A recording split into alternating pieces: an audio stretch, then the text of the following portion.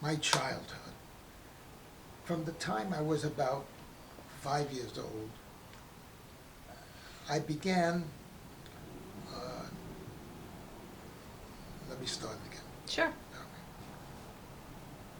My childhood from 5 years old on included some time in Manhattan where I still lived at 119th Street and uh, 119th Street between Pleasant and First Avenue, right across the street from Holy Rosary Church.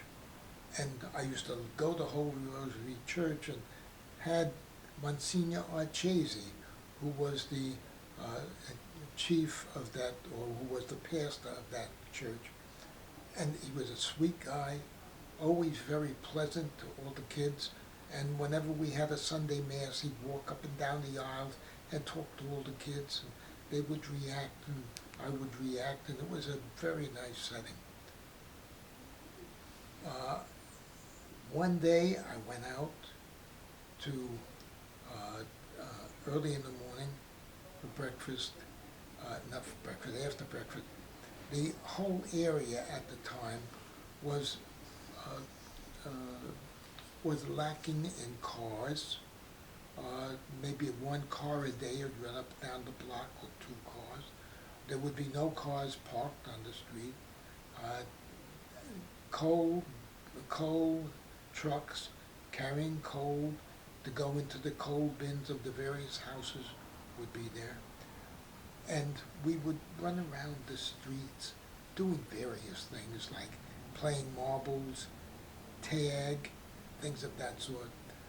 And one afternoon, while we're playing tag, I'm running across the street, never looking to the right where the coal truck is coming.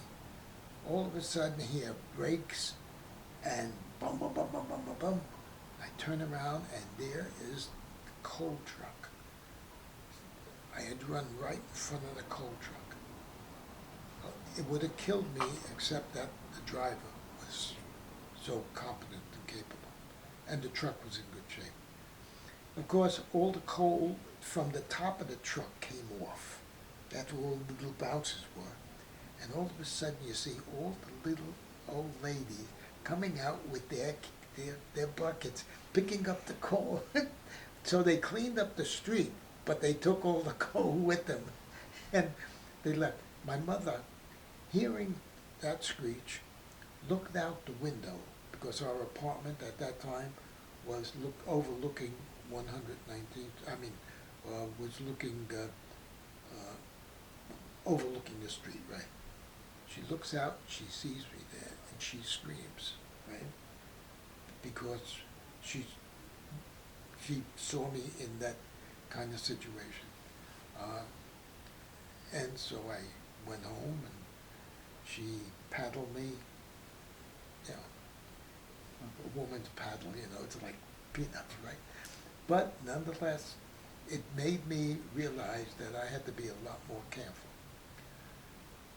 That year, a friend or a new guy came into school. His name was Mike. Mike came from Italy, from Bari, Italy. His father was Frank. He was the Iceman.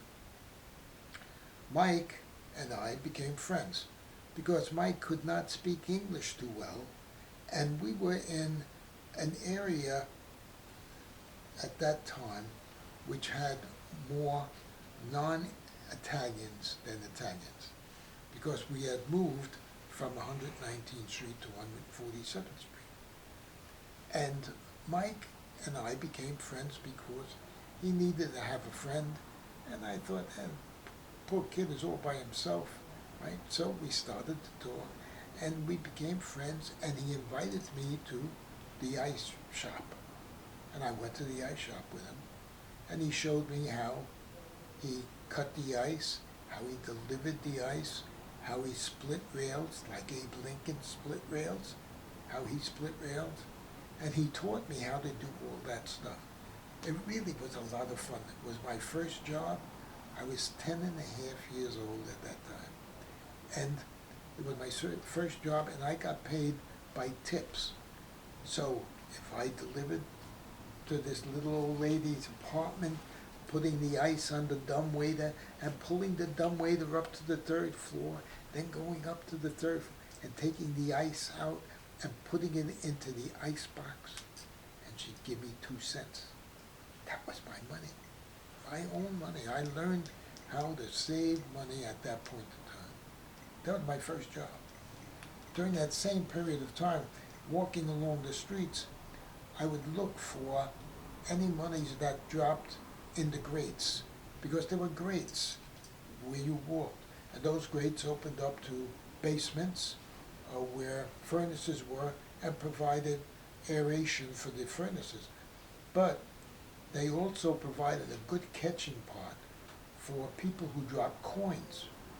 So one day walking through, not one day, a number of days walking through, I saw coins down there. And I still remember a day when it was a quarter. Now a quarter wasn't a hell of a lot of money at the time. A nickel was a lot, but a quarter, that's 5 times as much. So I had a piece of bubble gum, which I chewed until it was as sticky as could be, put it at the end of a piece of rope or cord with a rock on the end so it would hold, and lowered it down, and went down about 15 feet, and I got that quarter and pulled it up. Well, I was as rich as could be. I was as happy as could. I took that quarter and I went down to the corner, and I could get 10 pieces of candy for a penny. So I got 50 pieces of candy, and I still had money left over. I went home, and I told my mother. My mother said, "Wonderful. How much are you going to put away?" I said, "What do you mean put away?" She said, "You always put money away for a rainy day. So how much you got left over, how much you going to put away?" I said, not a bad idea, put money away for a rainy day. So I took my 20 cents, and if I remember correctly, I put 10 cents away for a rainy day. And I used that at a time in the future. I found that so very interesting, that if you work and you put some money away all the time, just a little bit, that at one point you're going to have a lot of money. So the next job I had, I did the same thing. Now the next job I had when I was a little bit over 11 was in the tailor shop. Mr. Meyer, the tailor, had a tailor shop down the block from my apartment. And so I went in there and I said to him one day, "Do you have a job?" And he said, "You want to work?" I said, "Yeah, I want to work." Man, it's an 11-year-old kid saying he wants to work, right? But my mother always told me, you get a job, it makes you, it helps you. Right? So I went and I got a job, and he said to me, "Okay." He said, "You come here every Wednesday at a certain time, I think it was 6 o'clock, and you work from 6 until 8. And what you do is you put stickers on the dry cleaning clothes. The clothes to be dry cleaned, you put the stickers on." And I said, "How do I do that?" He says, "My wife will show you." So I came back on Wednesday, and his wife was there. She was a sweetheart, and showed me how to put the stickers on. So I put the stickers on. I learned something from him and from her, and that is that you always have to respect your parents in a way in which they understand it. And the reason I say that is because they had 2 sons. One was a CPA and one was a lawyer. And one of them never came to their tailor shop. One of them came once to their tailor shop. And I could hear the pain in their voices as they spoke about their sons. The pride that they had in their sons that they should become professionals, but the pain that they had that they didn't think enough of their parents to come see the workplace. But that was my second job. I got paid 50 cents, and I loved that job. So I continued that for until I was about 13, and I became a member of the air raid warden contingent. Uh, Even though I was 13 and I was supposed to be 16 to be in it, I lied. I told them I was 13. Was 16. I was only 13. But my friend Dick Potter was in it, and he was 16, so that was okay. So I became what was known as an air raid messenger in the Second World War. And that was 1942, middle of the war, and there was a big concern around the country, New York and around the whole eastern seaboard, that the Germans might be bombing New York.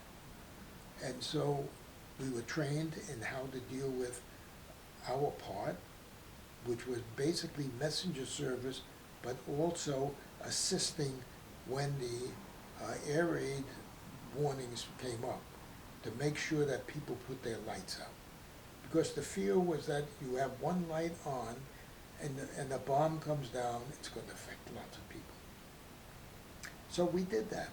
And we had one air raid warning where a plane was sighted right off the coast, and no one knew what the plane was. And so there was great fear. And so at 2 o'clock in the morning, we could get called out. As we get called out, we go around trying to get people to put out their lights. Well, almost everybody put out their lights except this one person who kept the light on in their kitchen. And Dick Potter, my friend, was in that territory at the time. I was down the block a little way. He took his steel hat and threw it through the window. Broke the window, but the light went out. So he accomplished his task. We stayed as air raid wardens air raid messengers for the duration of the war, and then it was disbanded. During that period of time, I was asked to represent our group in a radio program, WNYC, a radio program talking about the air raid warden program and what the air raid messengers had to do. And the primary purpose that I was there was because they thought that I knew most about what would happen in case of mustard gas being dropped, because that was one of the big concerns that they had. The First World War, there was mustard gas used, and they were afraid that would happen again. So we had gas masks, how to use them, and things of that sort. I enjoyed that. Mayor LaGuardia sent me a certificate of recognition for that. I love that. That was my first public service award. I got a kick out of that.